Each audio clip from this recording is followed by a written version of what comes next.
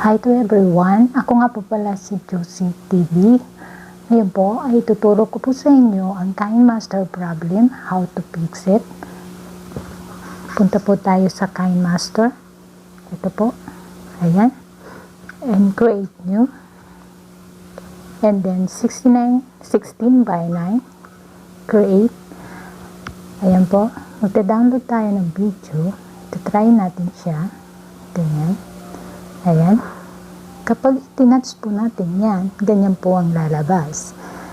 Video cannot be used due to exceeding the device performance. Kapag ganito po, na-encounter nyo mga ganitong problema, ay punta lang po kayo sa settings ng Kinemaster app settings. Hindi po sa settings ng phone.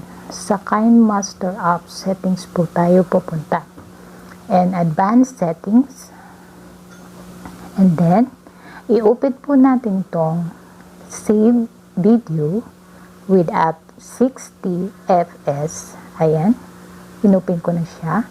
And then, ang next po natin ay open itong allow unlimited video layer. Ayan po. And yes. Ayan. So, nakita nyo po, naka-open na itong dalawang to. Yan po ang kailangan nating i-open para ma-download natin ang ating mga video. Ayan, balik na po tayo doon sa Kinemaster. Balik na po tayo doon sa video.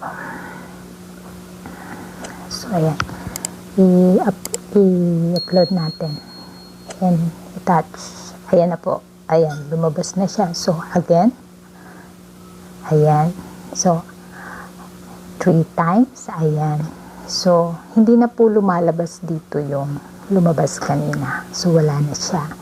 Ayan. Ayan. Ayan, wala na po.